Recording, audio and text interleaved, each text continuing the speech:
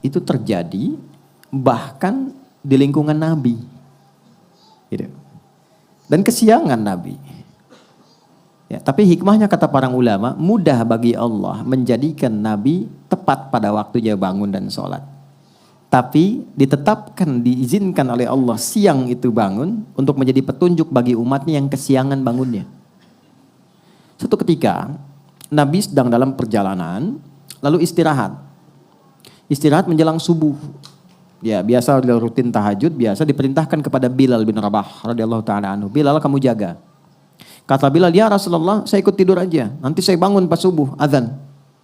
Kamu jaga, kamu lelah. Enggak ya Rasulullah, saya siap. Katanya. Tidur akhirnya. Begitu bangun, terasa sinar matahari sudah kuat. Ya. Nabi bangun kan, celaka kamu Bilal katanya. Bilangnya jaga, tapi ketiduran ya kan. Terlambat semua. Tapi kesannya begini, ini yang menarik. Nabi itu enggak marah. Cuma mengingatkan. Tempatkan setiap hal itu sesuai dengan porsinya. Jangan memaksakan pada sesuatu yang mungkin kita tidak bisa menanggungnya. Kalau mau melakukan sesuatu, tautkan dulu pada Allah supaya Allah jaga kita. Kayak kita katakan insya Allah. Itu spirit surat Al-Kahf. Singkatnya apa? Nabi langsung katakan wudu semua. Wudu. Dan Bilal seperti biasa, ya, adzan, iqamat, selesai semuanya. Yang paling menarik apa? Salat sunnah dulu. Lalu dilakukan salat subuh pada saat itu. Berjamaah. Itu adalah jawaban terbaik yang memberikan cara. Komentar ulama hadis ketika melihat hadis itu, ini sebetulnya hikmah yang Allah berikan kepada umat Nabi Muhammad ketika mereka kesiangan dalam bangun tidurnya sehingga terlewatlah subuh tidak pada waktunya. Muncullah hadis Nabi, orang yang tertidur itu maka sholatnya pada saat bangunnya. Jelas. Pertanyaan yang kedua tadi. Jadi kalau ada orang kemudian harusnya subuh itu 4.45 bangun, dia baru bangun 5.44. Udah lewat waktu kan? Maka dia bangun nih, dia sadar. Maka lakukan sholat itu saat bangunnya. Itulah waktu untuk dia menunaikannya. Jadi 5.44 diambil wudhu, dia sholat. Tapi bukan maksud untuk menyengaja mengakhirkan sholatnya. Karena memang terlelap, habis.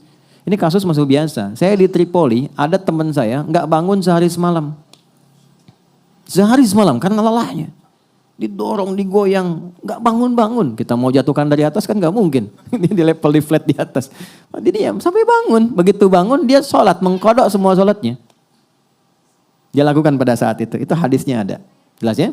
Jadi bagian pertanyaan kedua dulu. Jadi kalau tertidur, bangun. Sudah lewat waktu, maka dilakukan itu bukan besoknya. Saat bangunnya, di situ dia lakukan sholatnya. Sekalipun dia bangun di waktu zuhur misalnya. Maka dia sholat subuh dulu untuk mengganti yang sebelumnya, baru masuk ke zuhur. Jelas? Oke. Pertanyaan balik ke yang pertama. Bagaimana kemudian kalau ada rasa kesadaran mendalam? Setelah kemudian terikat dengan situasi dunia, ada getaran kepada jiwa untuk kembali memperbaiki. Pertama syukuri dulu. Syukuri, karena itu mahal. Apa yang harus kita syukuri? Pembuktian keadilan Allah yang selalu memberi kesempatan pada setiap hamba dengan hidayah sampai nyawanya tiba di ujung kerongkongannya. Jadi nggak ada satupun hamba yang hidup yang nggak dapat hidayah itu nggak ada. Yang ada itu yang sudah diberi dia nggak ngambil. Anda tahu Firaun kan? Itu seburuk apa dilukiskan di Quran. Tapi tetap dengan kejamnya itu tetap diberikan 2 nabi supaya sampai hidayah kepadanya. Cuman Firaunnya nggak ngambil. Nah, siapa yang mengundang Anda untuk hadir di sini? Anda bisa punya pilihan, Anda punya pekerjaan yang lain, aktivitas.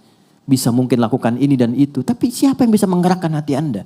Mas Bae mungkin telepon, Mbak Paula mungkin ngabarkan. Tapi kalau hati Anda tidak pas untuk di situ, nggak mungkin Anda datang. Kalau bukan Allah tanamkan itu, nggak mungkin kita ada di sini. Itu gambarannya. Anda pengen pulang, lewat jalan, kok bisa lewatnya itu di depan masjid. Saat orang-orang ke masjid, mudah bagi Anda mengambil jalan lain. Yang paling ekstrim Anda buka YouTube, kok yang keluar ceramah? Padahal saya pengen nonton A dan B, kok bisa itu yang keluar? Itu yang dimaksud Quran surah ke-29 di ayat yang terakhir, ayat 69. Walladzina jahadu fina lanahdiyannahum subulana. Orang-orang yang ketika mendapat percikan hidayah dalam dirinya dan dia ambil itu, Allah akan bimbing dia ke jalan berikutnya yang lebih cepat. Dan bukan sekedar dibimbing, ini saya penting terangkan ini dulu. Itu cinta Allah diturunkan. Jadi Allah itu paling cinta. Kalau ada hamba salah yang sadar dari kesalahannya, lantas dia meniti jalan kesolehan untuk bisa menutup salahnya. Itu langsung turun ayat, Quran surah kedua, ayat 222. Innallaha yuhibbut tawwabin. Allah sangat cinta jika ada hamba yang belajar dari salah untuk menjadi soleh. Disinilah muncul kalimat bijak dari ulama, Allah lebih mencintai orang salah, ya, pelaku maksiat yang gemar bertobat dibandingkan orang soleh yang tidak pernah merasa salah. Nah, maka di titik itu penting kita menata, apa nih salahnya? Tadi sholat. Oke, kita merasa sholat banyak tertinggal. Sekarang pengen kembali, pengen ditutup, bagaimana caranya? Ulama ngasih solusi. Maka dikiaskan, dianalogikan dengan orang tidur tadi. Tapi udah panjang, walaupun bukan Ashabul Kahfi. Maka bagaimana caranya? Dekatkan pada waktu-waktunya. Ini rumusnya, nomor telepon menuju kepada Allah, 24434. Subuh, duhur, asar, maghrib, isya. Oke? Saya nggak tahu udah terlewat berapa lama dulu. Sulit menghitungnya. Gampangnya gini, subuh, begitu sudah dikerjakan, niatkan qadha, berikutnya sholat lagi, niatkan untuk yang sebelumnya. Jelas? Dekatkan dengan waktunya. Itu pertanyaan yang pertama tadi. Sholat dulu sesuai dengan waktu 2 rakaat. Setelah itu, bangkit sholat lagi 2 rakaat untuk nutup yang sebelumnya. Dah. Zuhur 4 rakaat, sholat. Setelah itu, dekatkan untuk tutup yang sebelumnya. Jelas? Baik. Kapan ini dikerjakan? Sederhananya yang gampang. Kalau kita sedang dalam suasana jamaah, supaya tidak menarik perhatian dan salah persepsi, salah duga, dan timbul hal yang baru yang tidak seharusnya muncul, 2 caranya. 1, ketika adzan berkumandang kan ada space sholat sunnah kan? Kerjakan sholat sunnahnya, yang pertamanya kerjakan, kemudian di situ kita bisa niatkan untuk menutup yang sebelumnya. Baru ikut jamaah. Atau ikut jamaah di sini, ketika pulang dari rumah sholat lagi untuk tutup yang sebelumnya. Dan orang rumah, kalau ada salah satu di rumah yang mengerjakan itu, dan dia memang menjelaskan untuk menutup yang lama, banggalah. Jangan eksplorasi kekurangannya. Tapi berbahagialah karena Allah sedang merubah jalan hidup di keluarga itu menjadi lebih baik.